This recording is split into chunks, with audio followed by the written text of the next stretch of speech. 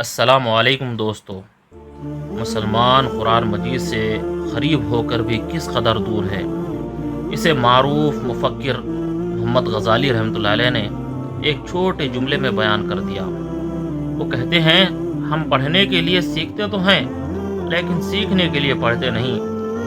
لوگ یہ تو سمجھتے ہیں کہ قرآن مجید پڑھنے کی کتاب ہے، اس لیے پڑھنا سیکھ لیتے ہیں، وہ ناظرہ بھی سیکھ لیتے ہیں، عربی زبان بھی سیکھ لیتے ہیں، لیکن سب کچھ سیکھ کر یہ بھول جاتے ہیں کہ قرآن مجید سیکھنے کی بھی کتاب ہے۔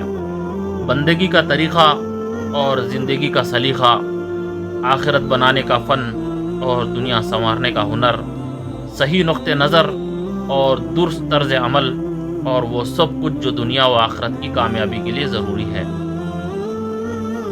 افسوس کہ قرآن مجید بار بار پڑھنے والے اور ایک ماہ میں کئی بار ختم کرنے والے بھی بعض اوقات قرآن مجید سے کچھ سیکھنے کی نعمت سے محروم رہ جاتے ہیں۔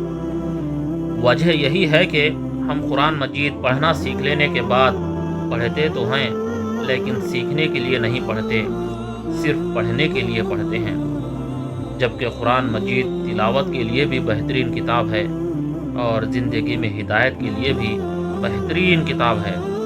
نہ ایسی کوئی اور کتاب تلاوت ہے اور نہ ایسی کوئی اور کتاب ہدایت ہے۔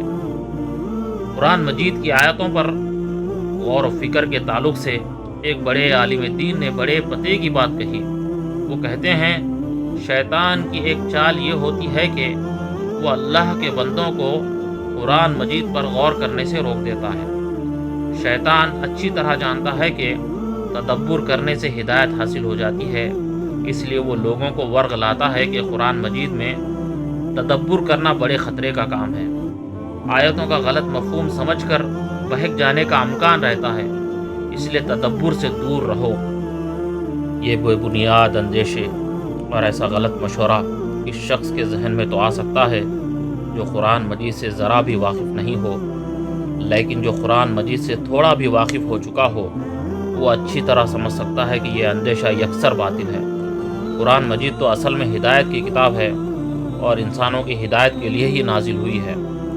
یہ ناممکن ہے کہ ایک شخص ہدایت کی نیت سے قرآن مجید پڑھے، اس پر غور کرے اور پھر گمراہ ہو جائے۔ یہ اللہ کے وعدے کے بھی خلاف ہے اور قرآن مجید کے شان کے بھی خلاف ہے۔ یہ ممکن نہیں ہے کہ کوئی بندہ قرآن مجید میں ہدایت تلاش کرے اور اس کے ہاتھ گمراہی آ جائے۔ قرآن مجید پڑھنے سے صرف ان لوگوں کو مشکلات میں اضافہ ہوتا ہے جو گمراہی میں پوری طرح ملوث ہوں اور اپنی گمراہی کو بڑھانے کے لیے قرآن مجید کی منمانی تعویلیں کرتے ہوں۔ ایسے بدنصیب لوگ اپنی بدنیتی اور نفس پرستی کی وجہ سے قرآن مجید پڑھتے ہوئے بھی حق سے دور ہوتے چلے جاتے ہیں۔ قرآن مجید تدبر کی کتاب اور ہدایت کا سرچشمہ ہے۔ یہ بات قرآن مجید پر ایمان کا دعویٰ کرنے والوں کو معلوم ہو یا نہ ہو، شیطان مردود کو اچھی طرح معلوم ہے، اس لیے وہ کسی طرح اللہ کے بندوں کو قرآن مجید سے قریب ہوتے دیکھ نہیں سکتا۔ وہ بڑی عیاری کے ساتھ قرآن مجید میں غور و فکر کو ایک خطرناک چیز بنا کر پیش کرتا ہے۔ حقیقت یہ ہے کہ قرآن مجید خطرناک کتاب نہیں بلکہ خطروں سے بچانے والی کتاب ہے۔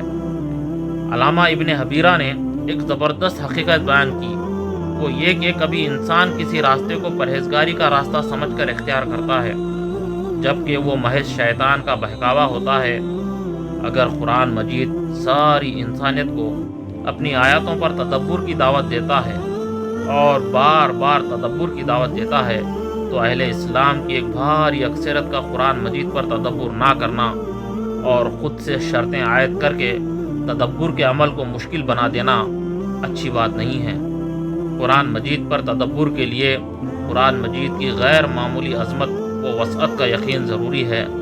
قرآن مجید کا اعجاز یہ ہے کہ اللہ پاک نے علم و حکمت کی ایک بڑی کائنات کو ایک کتاب میں سمو دیا ہے، اور قرآن مجید میں تدبر یہ ہے کہ اس ایک کتاب میں اس بڑی کائنات کو دیکھنے کی کوشش کی جائے۔